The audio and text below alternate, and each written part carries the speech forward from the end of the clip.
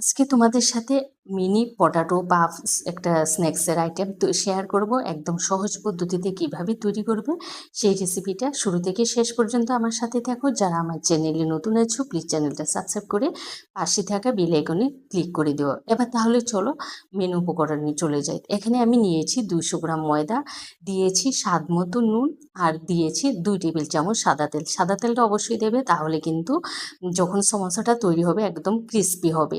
এবার শুকনো উপকরণগুলোকে হাত দিয়ে ভালো করে মেখে তারপরে জল দিয়ে একটা টাইট ডো তৈরি করব। তো দেখো হাত দিয়ে বেশ ভালো করে ডোটা কিন্তু যেন নরম না হয় সেটা খেয়াল রাখবে। একটা টাইট ডো তৈরি করে আমি রেস্টে রেখে দেব। তারপরে আমি স্টাফিংয়ের জন্য আলুর একটা পুর তৈরি করে নেব। আলুর পুর তৈরি করার জন্য কড়াইতে দিয়ে দিয়েছি 1 চা চামচ সাদা তেল। এবার গোটা জিরা আর শুকনো লঙ্কা ফোড়ন দেবো। ফোড়নটা থেকে যখন সুন্দর ফ্লেভার এসেছে দুটো পেঁয়াজ কুচি দিয়েছি, আবার দিয়েছি 1 চা চামচ নুন। পেঁয়াজটাকে একটু নরম করে ভেজে নিয়েছি। এবার এখানে দিয়ে দিচ্ছি আমি কাঁচা লঙ্কা কুচি আর দিয়ে দিচ্ছি ক্যাপসিকাম কুচি, দিয়ে আবারও একটু ভেজে নেব যাতে কাঁচা লঙ্কা আর ক্যাপসিকামটা একটু নরম হয়ে যায়, মশলার সাথে মিশে যায়। এবার এখানে আমি ছোটো সাইজে দুটো আলু সেদ্ধ করে নিয়েছি।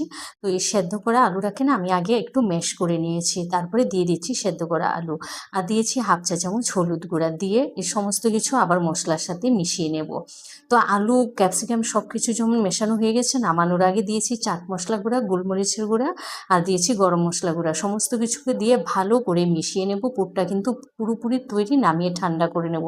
এই পুরটা কিন্তু তোমরা 1 মাসের জন্য স্টোর করে রেখে দিতে পারবে যে কোনো স্ন্যাক্স আইটেম তৈরি করার জন্য। ওই যে ময়দার ডোটা তৈরি করছি সেখান থেকে ডোটাকে বেলুন চাকিতে নিয়ে বেশ হাত দিয়ে ভালো করে মেখে নেব যাতে একদম একদম সফট একটা ডো তৈরি হয়ে যায়। তো দেখো এভাবে আমি হাত দিয়ে ভালো করে মেখে তারপরে একটা ছুরির সাহায্যে পিস পিস করে কেটে নিচ্ছি। পিসগুলো কিন্তু একদম ছোট ছোট করে কেটে নেবে। তো এখন 200 গ্রাম ময়দায় আমার 7টা তোমার লুচি তৈরি হয়েছে। লেচিগুলোকে আমি এবার বেলে নেব পাতলা করে, যতটা সম্ভব পাতলা করে বেলে নেবে। তো দেখা রুটিগুলো আমার বেলা হয়ে গেছে। এভাবে আমি সমস্ত রুটিগুলোকে বেলে নিচ্ছি।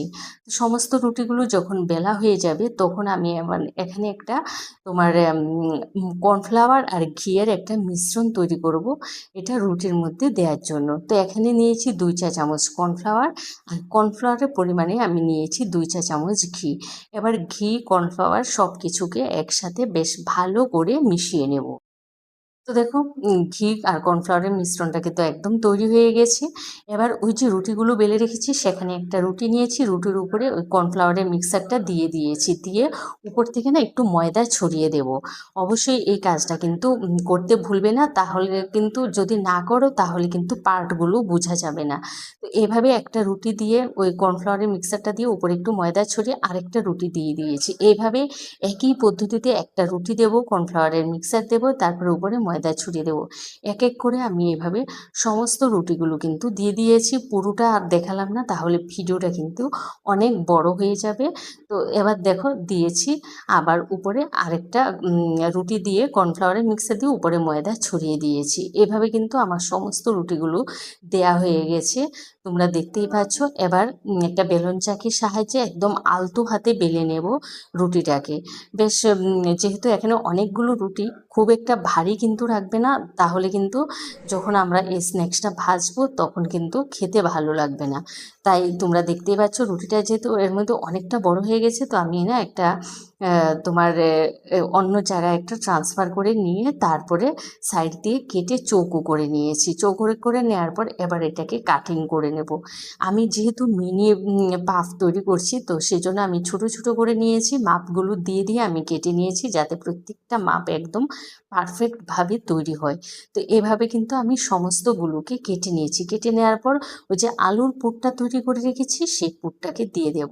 পুরটা একবারে বেশিও দেবে না আবার একবারে কমও দেবে না। তারপরে জল দিয়ে দিয়েছি চারপাশে, যাতে যখন আমরা এর উম, উম, আমরা এটাকে ফোল্ডিং করব একদম পারফেক্টভাবে ফোল্ডিংটা হয়, খুলে না যায়। এভাবে দেখো খুব সুন্দর করে চৌকো করে আমি ফোল্ডিং করে নিয়েছি। তোমরা চাইলে শুধু একটা ভাঁজও দিয়ে নিতে পারো। আর যেহেতু আমি তেলে ভাজবো তার জন্য চারপাশটাকে বেশ ভালো করে মুড়ে দিয়েছি। এভাবে সমস্তগুলো আমার তৈরি করা হয়ে গেছে, এবার আমি তেলে ভেজে নেব। এখানে তেলটাকে প্রথমে একটু গরম করে নিয়ে একদম লো হিটে একটু সময় ধরে ভাজবে, না হয় কিন্তু যেহেতু এটা কিন্তু ভেতরে অনেকগুলো লেয়ার আছে, না হয় কী হবে উপরে ভাজা হয়ে যাবে, ভেতরটা কাঁচা থেকে যাবে আর নরম থেকে যাবে, খেতে লাগবে না, ভালো লাগবে না। এটাকে এমনভাবে ভাজবে যেমন যেন পুরোটা লেয়ার একদম ক্রিস্পি হয় সেইভাবে। তো একটু সময় নিয়ে ধৈর্য নিয়ে একটু লাল লাল করে ভেজে নিতে হবে। তো এভাবে দেখো আমি একটু লাল লাল করে সময় নিয়ে ভেজে নিয়েছি। তো প্রত্যেকটা আমার কিন্তু একদম পারফেক্টভাবে ভাজা হয়ে যাচ্ছে, আর দেখতেই পাচ্ছ কালারটাও কিন্তু খুব সুন্দরভাবে চলে এসেছে।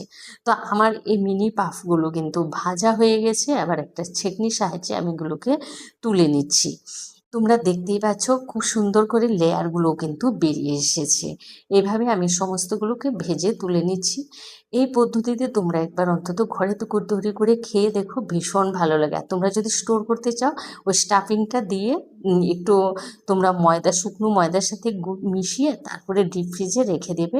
দেখবে অনেক দিন পর্যন্ত রেখে খেতে পারবে, যখন মন চাইবে নামিয়ে ভেজে খেয়ে নিতে পারবে। আর একদম মুচমুচে হয়েছে এগুলো। ভিডিওটা ভালো লাগলে লাইক, কমেন্ট, শেয়ার করতে ভুলো না। ভালো থেকো, সুস্থ থেকো, টাটা।